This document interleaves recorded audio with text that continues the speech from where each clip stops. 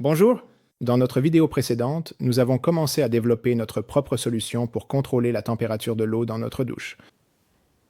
Nous avons déjà abordé le matériel dont vous aurez besoin. Voyons maintenant le logiciel qui gère le contrôle. Comme nous sommes des programmeurs expérimentés, nous n'écrivons pas les parties du programme qui gèrent chaque élément de bas niveau. Elles sont considérées comme préconstruites. Dans de nombreux cas, elles sont fournies par le fabricant ou préparées par d'autres ingénieurs de l'entreprise. Les sections de code nécessaires ont été créées dans les exemples donnés plus tôt dans le programme. Nous allons maintenant les utiliser et nous ne préparerons que les couches d'application les plus élevées. C'est comme ce dont nous avons parlé dans le chapitre 5 du programme qui détaille la couche d'abstraction matérielle, mais cette fois, nous allons un niveau plus haut. Si je veux faire tourner le moteur dans une direction, je donne simplement l'instruction de tourner et je n'ai pas besoin de savoir comment cela est réalisé. Le programme pilote sait comment configurer les sorties numériques pour déterminer le sens de rotation et comment calculer les paramètres PWM pour une vitesse donnée. Et la couche d'abstraction matérielle sait dans quel registre du timer ces données seront écrites et à quelle adresse elles seront disponibles sur les bus internes du microcontrôleur. Les sections de programme de bas niveau se trouveront dans le dossier Drivers, tandis que les fichiers de programme que nous avons écrits pour la couche Application seront dans le dossier Application.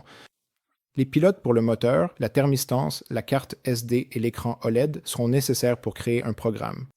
Ceux-ci ont déjà été inclus dans le projet exemple du chapitre, à l'exception de la section de code qui gère la thermistance.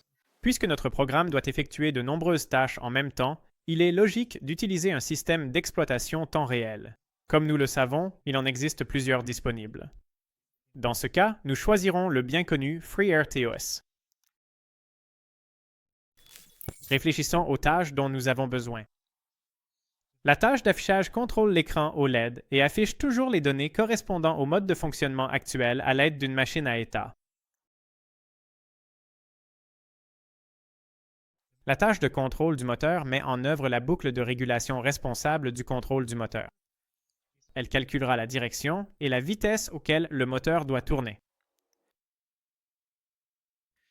La tâche de contrôle mettra en œuvre notre boucle de régulation. Elle ajustera donc la température de l'eau de sortie à la température définie. La tâche de journalisation enregistrera la consommation d'eau sur la carte SD.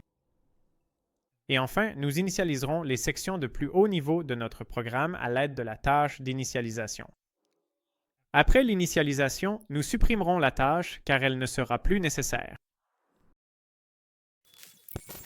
La première étape de la mise en œuvre pratique du logiciel embarqué consiste toujours à créer un projet CubeMX. Chargeons le projet Lecture 24 créé pour ce chapitre dans notre environnement de développement et ouvrons le fichier CubeMix correspondant. Commençons la présentation par les principaux périphériques dans la vue du brochage et de la configuration, dans la liste à gauche. Nous pouvons spécifier les sources du signal d'horloge dans l'onglet Système principal sous la section RCC. Vous pouvez voir que nous utilisons un oscillateur à quartz dédié pour le LSE, le signal d'horloge basse fréquence. Cela sera utile car il servira à la temporisation du RTC et pourra fournir un signal d'horloge bien plus précis que l'oscillateur RC intégré du microcontrôleur, ce qui nous permettra de mesurer le temps de façon plus précise. Dans la section 6, le mode de programmation et de débogage est réglé sur Serial Wire. Toujours dans cet élément de menu, vous pouvez spécifier d'où le système d'exploitation prend sa base de temps. Le paramètre par défaut pour cette fonction est SysTick, qui est une mesure de temps générée par logiciel, mais utiliser un timer matériel offrira une temporisation bien plus précise. Pratiquement n'importe quel timer intégré fera l'affaire. Nous choisissons maintenant TIM8 à cette fin.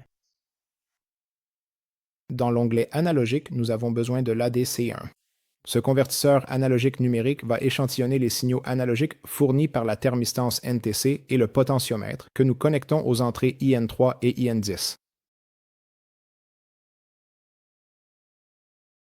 Nous allons activer à la fois les modes continu et balayage en même temps.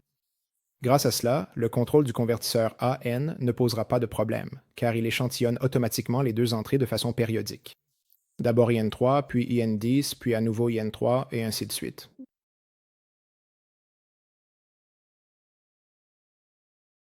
Les résultats de mesure les plus récents sont stockés dans des variables. Ainsi, chaque fois que nous avons besoin de connaître l'état de la NTC ou du potentiomètre, il suffit de lire la dernière valeur dans la variable globale associée. Sous l'onglet Timers, nous activons d'abord le RTC.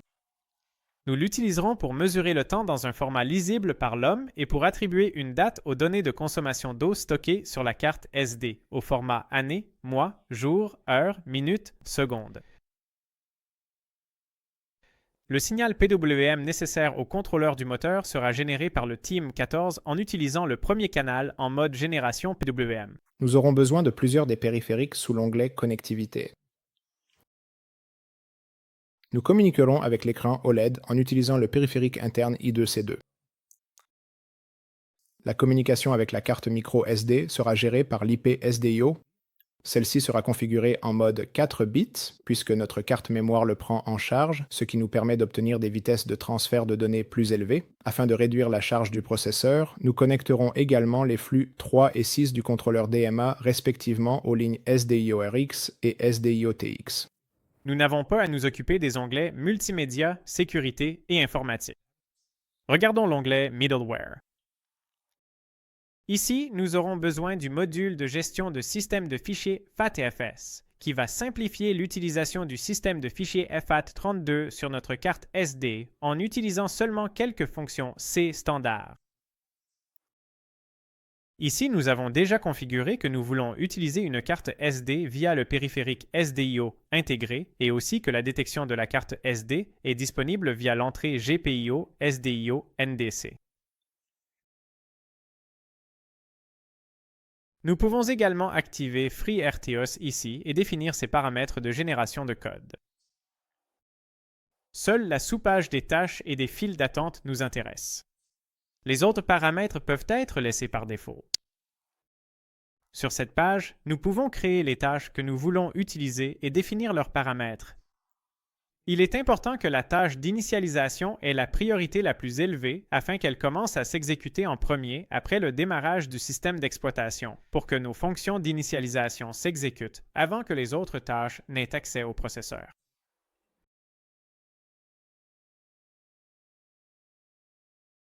La tâche de contrôle du moteur, qui est responsable de la gestion du moteur, joue également un rôle important puisque nous utilisons un régulateur PI pour le contrôler. Pour calculer le signal d'intervention, la tâche a également besoin du temps écoulé.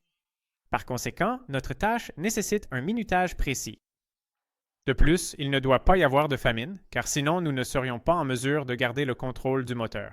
Pour contrôler le moteur, il est généralement recommandé d'utiliser un minuteur et d'effectuer le calcul de la boucle de régulation à l'intérieur de la routine de gestion d'interruption, mais pour plus de simplicité, nous allons résoudre cela dans une seule tâche. La priorité des autres tâches n'est pas critique.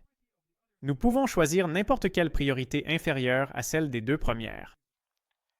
Lors de la génération du code pour chaque tâche, choisissez l'option « En externe » puisque nous écrirons le code de chaque tâche dans des fichiers séparés. Tous les réglages d'initialisation nécessaires sont effectués. Nous pouvons soit régénérer le code du programme en enregistrant le fichier, soit en choisissant l'option « Projet générer le code ». Le cadre du projet créé avec CubeMX contient déjà les pilotes CMSIS et HAL dans le répertoire Drivers. À côté de ceci, nous devons placer nos propres bibliothèques logicielles de bas niveau. Dans ce cas, il s'agit des sections de code responsables des calculs liés à la NTC, du contrôle du moteur et du contrôle de l'affichage OLED. Elles doivent être placées dans un dossier séparé nommé KE à l'intérieur du répertoire Drivers afin qu'il soit plus clair quels pilotes nous avons ajoutés au projet. Dans le projet, que vous pouvez trouver sur notre site web, tout a déjà été préparé. Mais, juste à titre d'exemple, nous allons vous montrer comment ajouter votre propre pilote au projet. Comme nous pouvons le voir, le pilote pour le moteur et l'affichage OLED est déjà inclus dans notre projet, mais le pilote pour la thermistance NTC ne l'est pas. Créons un nouveau dossier dans le répertoire Drivers KE appelé NTC et à l'intérieur deux nouveaux répertoires nommés INC et SRC. Nous avons maintenant besoin des fichiers .h et .c du pilote. Comme déjà mentionné, les pilotes peuvent être obtenus auprès du fabricant du périphérique, mais comme les capteurs NTC sont faciles à utiliser, de nouveaux pilotes sont généralement publiés. Dans ce cas, nous allons convertir des sections de code provenant d'un autre programme en un pilote qui nous convient. Le chapitre 14 du programme portait sur les thermomètres NTC, il y aura donc certainement du code adapté pour nous. Si ce n'est pas déjà fait, téléchargez le projet Lecture 14. Étalonnage. Il n'est pas nécessaire de l'importer dans l'environnement de développement. Pour l'instant, il suffit simplement de le consulter avec le gestionnaire de fichiers de notre système d'exploitation. Cherchons les fichiers thermistor.miesc.h et thermistor.miesc.c dans le répertoire core des dossiers INC et SRC. Nous aurons besoin de ces fichiers et des sections de code qu'ils contiennent.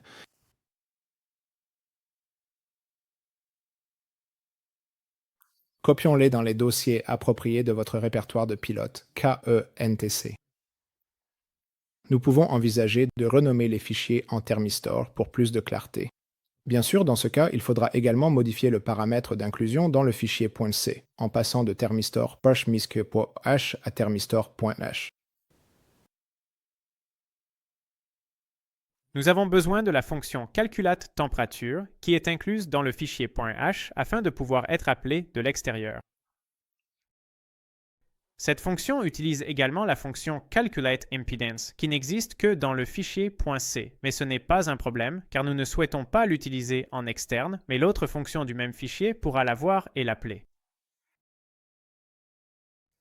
Il y a d'autres fonctions dans les deux fichiers. Nous n'en avons pas besoin pour l'instant, mais elles ne nous dérangent pas non plus. Nous pouvons simplement les ignorer. Si le niveau d'optimisation est correctement réglé, ces fonctions ne seront pas compilées, puisqu'elles ne sont appelées nulle part, elles sont donc redondantes et ne seront pas incluses dans le code du programme. Par conséquent, elles n'occuperont pas d'espace supplémentaire dans la mémoire programme du microcontrôleur. Maintenant, tout ce que nous avons à faire est d'indiquer au compilateur que de nouveaux fichiers d'entête ont été ajoutés au projet. Pour cela, nous devons faire un clic droit sur le nom du projet et sélectionner Propriétés. Dans la fenêtre qui s'affiche, sous l'onglet C, C++, Général, chemin et symbole, Inclure, nous pouvons ajouter le chemin des drivers, KE, NTC, INC au répertoire d'inclusion en cliquant sur le bouton Ajouter. Une fois cela fait, nous pouvons utiliser les fonctions pour une thermistance dans n'importe quel fichier après la directive #include thermistor.h. Et voilà, nous avons terminé la structure de notre projet. Il ne reste plus qu'à créer le code de haut niveau qui implémente la fonctionnalité. Mais pour cela, il faudra nous rejoindre dans la prochaine vidéo. Au revoir. Au revoir.